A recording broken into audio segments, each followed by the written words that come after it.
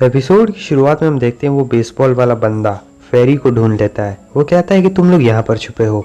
देखने से तो ऐसा लगता है कि ये एक केव है। वो उस फेरी के ऊपर अपना बैट को रख देता है और कहता है कि ये बच्चा ये बहुत ज़्यादा अनलकी है। जब मैंने पहली बार इससे लड़ाई की थी तब वो एक न्यू कॉमर था और उसने मुझे सचमुच सरप्राइज़ कर दिया था। लेकिन मैंने फिर उसके बाद थोड़ी देर सोचा और मुझे लगा कि वो बहुत बड़ा जीनियस है। लेकिन फिर मैंने सोचा कि अगर वो जीनियस होता तो वो भागता क्यों। मैं बिल्कुल सही कह रहा हूँ ना।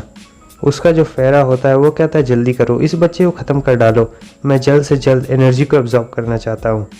वो कहता है हाँ मुझे ये बात पता है, तुम्हें मुझे ये बात बताने की ज़रूरत नहीं है। वो फेरी को उठाता है, उसे हवा में उड़ा देता है।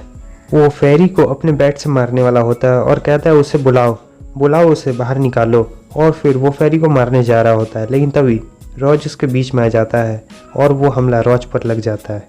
वो बेसबॉल वाला बंदा कहता है लगता है तुम जिस केव में छुपे हुए थे वो उतना भी सेफ नहीं है जितना तुमने सोचा था। हम देखते हैं रॉज सीधा जाकर पत्थरों से टकरा जाता है। वो कहता है तुम्हें मुझे ऐसे बाहर बुलाने की कोई ज़रूरत नहीं थी। फेरी उससे कहने लगती है तुम गधे कहीं के, तुम्हें किसने बोला था वो हमला अपने पे लेने के लिए, मैं उसे ब्लॉक कर सकती थी।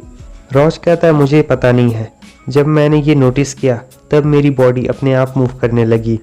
वो बेसबॉल वाला बंदा कहता है क्या मुझे तुम्हें ये कहना चाहिए कि तुम बहुत ज़्यादा सिंपल और बेवकूफ़ हो, क्योंकि तुम्हारे जैसा एक मामूली इंसान इस जगह के लिए सूटेबल नहीं है।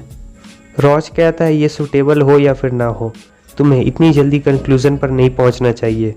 हम देखते हैं कि रॉज वापस से खड़ा हो जाता है और वो लड़ने के लिए अब तैयार होता है। फेरी सोच रही होती है कि मैं बहुत जज्बाती हो गई थी, मुझे पता है इतने कम वक्त में रॉज यहाँ के रूल्स को नहीं समझ पाया होगा। तभी उसकी नज़र उस दीवार पर जाती है जहाँ रॉज टकराया हुआ होता है। वो देखती है कि वहाँ बहुत सारा ब्लड होता है और वो इसे देख के घबरा जाती है। वो सोचने लगती है कि इसे ज़रूर बहुत ज़्यादा चोट लगी होगी। क्या तुम अभी भी अपने फाइटिंग टेक्निक का इस्तेमाल उस पर करने जा रहे हो? ये इम्पॉसिबल है, तुम मुझसे नहीं जीत सकते हो, तुम अभी तक रूल्स को समझे नहीं हो और मुझे इस बात का डर है कि इस बार तुम भाग भी नहीं सकते। रॉज सोच रहा होता है कि पास्ट में मैं जिस मूव का चाहता था उस मूव का इस्तेमाल कर सकता था, लेकिन मैंने ये कभी नहीं सोचा था कि एक ऐसा दिन भी आएगा जिस दिन मैं अपनी सारी स्ट्रेंथ को खो दूंगा। अब मुझे उन सारी टेक्निक्स का इस्तेमाल करना होगा जो फादर ने मुझे सिखाई है। इधर वो फेरा कह रहा होता है तुमने उस बच्चे को अंडर एस्टिमेट किया, वो हैंड टू हैंड कॉम्बैक्ट करना चाहता है। वो बेसबॉल वाला बंदा कहता है इंटरेस्टिंग, मैं भी अब अपना और टाइम वेस्ट नहीं करना चाहता हूँ। हम देखते हैं कि वो काफ़ी तेज़ी के साथ आता है और रॉज पर हमला करता है, लेकिन रॉज भी उसके हमले को रोक लेता है। रॉज सोच रहा होता है वो मेरे गर्दन पे वार करना चाहता था, क्या वो इस मैच को इतनी जल्दी ख़त्म करना चाहता है? वो धीरे नहीं लड़ना चाहता। हम देखते हैं कि वो बंदा अब ऊपर से हमले करने वाला होता है और कहता है मैं तुम्हें सांस लेने की भी फुर्सत नहीं दूंगा, और वो रॉज पे हमला कर देता है। लेकिन रॉज इस बार भी उसके हमले को रोक लेता है। वो बंदा रॉज के चारों तरफ से हमला किए जा रहा होता है, रॉज भी उन सभी हमलों को रोक रहा होता है। और इधर रॉज कहता है मुझे भी अपनी स्पीड को और बढ़ाना होगा, और ये देख के फेरी चौंक जाती है कि उसका रिएक्शन कमाल का होता है। और फिर अगले ही पल हम देखते हैं वो बंदा सीधे रॉज के सर को उड़ाने वाला होता है, लेकिन रॉज थोड़ा सा के लिए बच जाता है। उसके बाद वो बंदा पीछे चला जाता है। रॉज कहता है मेरा सर तो लगभग उड़ने ही वाला था।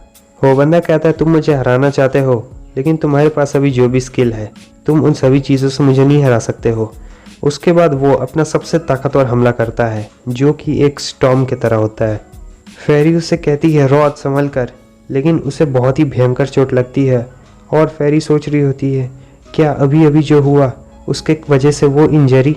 हम देखते हैं कि रॉज की जो पीठ पे इंजरी होती है वो और भी ज़्यादा बड़ी हो चुकी होती है और अब उसे पहले से भी ज़्यादा चोट लगी है।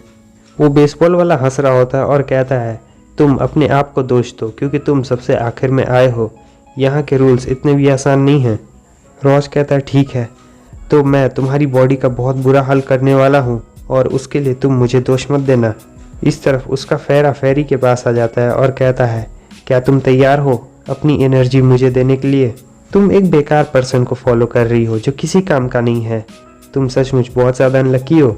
इस तरफ हम देखते हैं कि रॉज उसके सारे हमलों को रोकते जा रहा होता है, लेकिन उसे बहुत ज़्यादा चोट भी लग चुकी होती है। अब उसे गुस्सा भी आ रहा होता है। वो सोच रहा होता है कि मैं खतरनाक मैलिस हूँ, लेकिन लड़ाई हमेशा से मेरा रूल नहीं रहा था। तभी हम देखते हैं कि अचानक से रॉज उसके बैट को पकड़ लेता है। वो बंदा ये देख के हैरान होता है कि इसने सचमुच मेरे हमलों को पकड़ लिया। और इधर हमें रॉज को दिखाया जाता है जो कि बहुत ज़्यादा गुस्से में होता है। वो कहता है कि अब मेरी बारी है। वो बंदा अचानक से डर जाता है और सोच रहा होता है, इसका लुक ये अचानक से चेंज कैसे हो गया है, इसे तो यहाँ के रूल्स के बारे में नहीं पता है, या फिर शायद। वो डर के मारे रॉज से दूर हट जाता है और सोच रहा होता है, क्या ये उसकी प्योर फिजिकल पावर है ये पर्सन। और इधर हम देखते हैं रॉज की खतरनाक पावर बहुत तेज़ी से बाहर निकल रही होती है। और इधर फेरी भी सोच रही होती है कि आखिर यहाँ पर ये सब क्या हो रहा है। मैं इसे महसूस कर सकती हूँ, रॉज की स्ट्रेंथ ये पहले से ज़्यादा बढ़ चुकी है। और इधर दूसरी तरफ हमें रॉज को दिखाया जाता है जो कहता है, आ जाओ, मैं लड़ने के लिए तैयार हूँ। वो बंदा सोच रहा होता है ये काफ़ी अजीब है, इसे अभी तक यहाँ के रूल्स के बारे में पता नहीं है, लेकिन फिर भी मुझे इससे बहुत ज़्यादा डर लग रहा है। उसके बाद वो हिम्मत जुटाता है और रॉज पे सीधा हमला करने के लिए चला जाता है। रॉज भी उसके हमले को रोक लेता है। अगले ही पल हम देखते हैं रॉज उसके चेहरे पर एक ज़ोरदार घूंसा मारता है जिससे वो दूर जाकर गिरता है। रॉज सोच रहा होता है ये फीलिंग मुझे जानी पहचानी लग रही है। उसके बाद जब वो बंदा हवा में ही होता है तभी रॉज जाता है और उसे पकड़कर एक धोबी पछाड़ दे देता है। उसे समझ में आ जाता है ये एनर्जी उसे उस स्पेस के अंदर मिली होती है। और हम देखते हैं कि वो बेसबॉल वाला बंदा नीचे गिरा हुआ होता है और रॉज लगातार उसके चेहरे पर पंचेस की बरसात किए जा रहा था। वो बेसबॉल वाला बंदा सोच रहा होता है ये अपनी स्पीड का फ़ायदा उठा रहा था। और फिर उसके बाद हमें उसका चेहरा दिखाया जाता है जो कि बहुत बुरी हालत हो चुकी होती है उसके चेहरे की। मुझे अपनी पावर्स का इस्तेमाल करना होगा ताकि मैं उसे पीछे ढकेल सकूं। आखिर वो इतना ताकतवर कैसे है।